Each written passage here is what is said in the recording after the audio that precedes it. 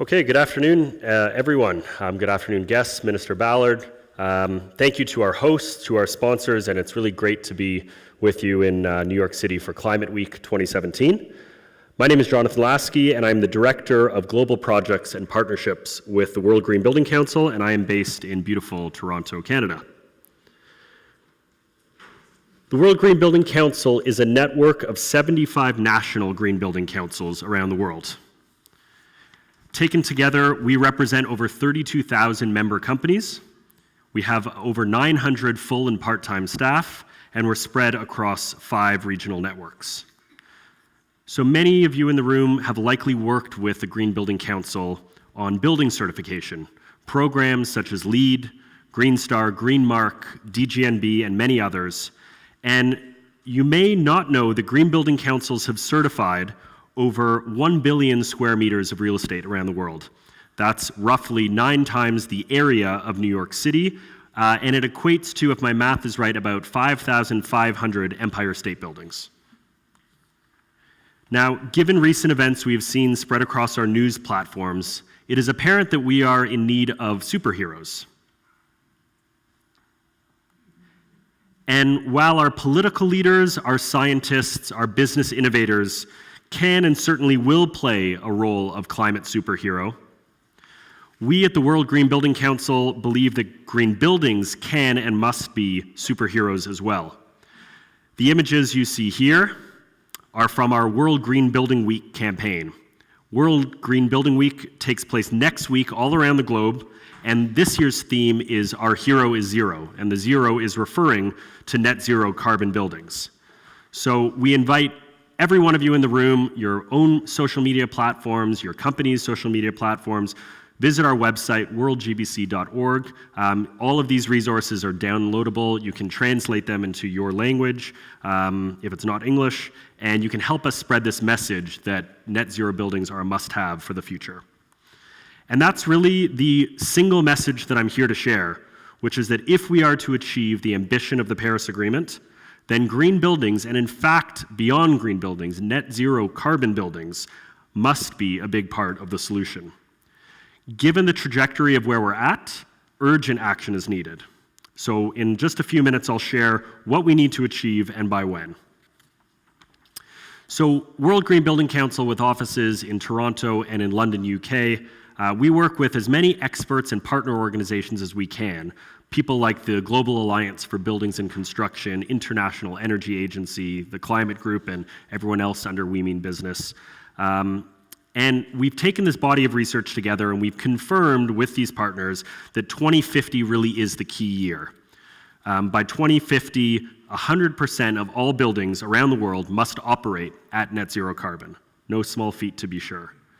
And to ensure that we're on the right track, World Green Building Council has called for all new buildings to be built to net zero carbon standards from 2030. So we've got a few years if you're building a new building to get it to that net zero carbon standard, and by 2050, new and existing buildings must be there. This is our definition of net zero carbon buildings. There's many out there. We tried, again, to work with partners to come up with the one that makes the most sense in the most number of places.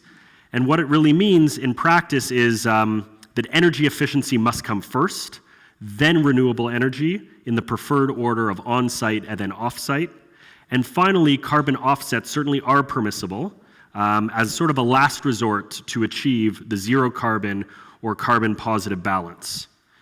And it's important to make clear that we are calling for net zero carbon buildings, not zero energy buildings. In some places that just may not make sense. And also, as grids around the world decarbonize, many buildings will achieve net zero carbon more easily, but what we think that means is that energy efficiency and design and operation are key to get us there quicker. 2050 is the end goal. If we do it by 2040, all the better. So in terms of how this will happen, we put out this report, From Thousands to Billions, in June of this year. We launched it at the Canada Green Building Council conference in Vancouver. And in it, we proposed the following theory of change. It's going to take 3 key groups of actors. We've got business, government, national and subnational, and NGOs. And all 3 of these groups working in tandem will bring about net zero carbon buildings. And what we're talking about is going from pilot projects, we've got many of those around the world, to business as usual, to full portfolio commitments as soon as possible. And what's most exciting is that actually since this report, we've already seen some amazing actions taking place, many of which you'll hear about in the coming sessions. And really, it's showing that business is ready to respond to the challenge, but also the opportunity. And just very quickly, one method of kickstarting the market is for national green building councils to take action, and that's where us and our network comes in. So we launched a project for 10 green building councils who are ready to act.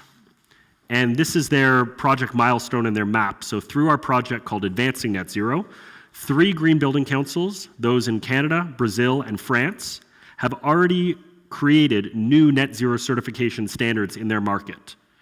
And a total of about 13 or 14 others are working with partners, working with government to bring about the most highly energy efficient buildings in their market. We would be remiss if we didn't thank the sponsors who make that project and that work possible. And so those include the organizations Integral, Rockwell, and Lendlease, and grants provided by ClimateWorks, Rockefeller Brothers, and Blackstone Ranch. And so with that, let me tell you a little bit about the 2 sessions that are going to take place. We've got 2 45-minute sessions mirroring 2 of those 3 groups, the government and the business group that we mentioned in our report. So the first session is going to be on subnational government leadership. Leadership that is being shown through the public sector, through policy such as incentive programs and regulations such as beefing up building codes. This session will be facilitated by Bill Updike, who has recently joined Integral Group from Washington, D.C. Department of Energy and Environment, and it's going to have a great perspective with representatives from the New York City Mayor's Office, Government of South Australia, Government of North Rhine-Westphalia, and also a business perspective of working with government offered by Siemens. And the second session is going to be really exciting as well, some really top-notch companies leading the market.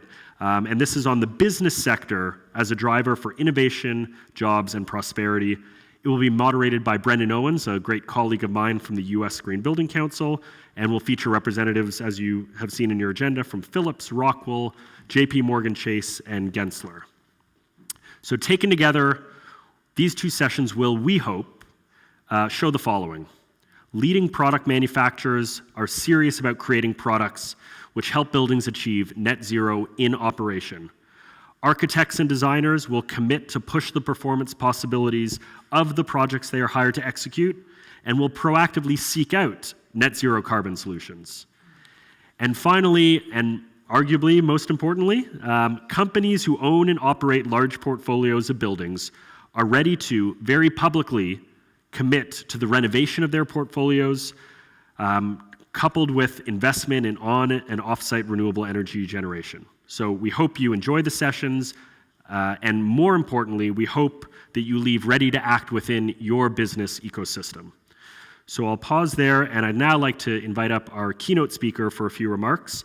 Our keynote speaker is the Honorable Chris Ballard, who is very recently come on as the Minister of Environment and Climate Change with the Government of Ontario in my home province.